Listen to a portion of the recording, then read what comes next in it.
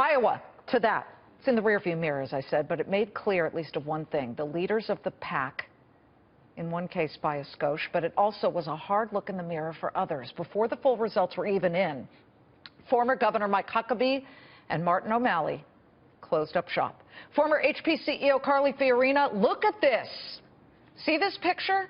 She didn't bother to show up to her own campaign event in Iowa, but I guess nobody else did either. I mean, when the tables are covered and there's no coffee or Scooby snacks to eat, come on. I'm always like, where's the food?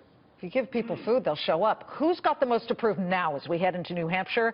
I'm joined by Simon Rosenberg, Democratic strategist, along with Mercedes Schlapp. She's on the Republican side. Great to have you both.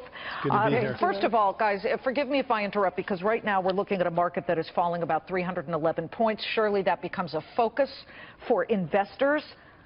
But here's another focus. New Hampshire voters are completely different from Iowa voters. The fabric of each one of those voters is very different, Mercedes. Do they all have to shift their message now?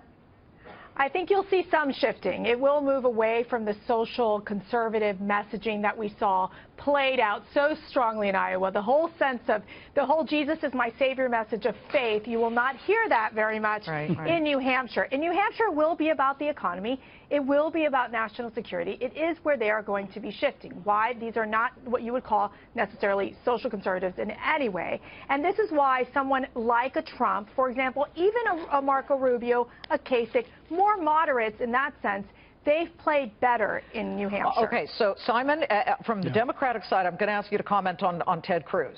Ted Cruz did very well, surprised some people, not certainly his supporters, but possibly Donald Trump was surprised. In fact, here's Donald Trump's hometown paper. This is the New York Post. Cruisified. There was a New York Daily News, another New York paper, Trump's hometown. We can show you that. And in it, they showed him saying dead clown walking. Of course, the Daily News slants left. They don't like Donald Trump. Yeah. But maybe that all changes, and maybe New Hampshire likes him, because he does talk about, I'm a businessman, I can handle the economy, I can hire people, I know how to do this.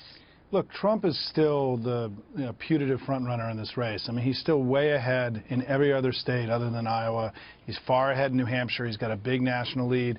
But he clearly stumbled, and we've got to see what happens this next week. Cruz should not be underestimated, though. Even though he's a little bit too far on the social conservative side, as Mercedes said, he's raising a ton of money. He clearly has run a very strong campaign. He's a formidable candidate.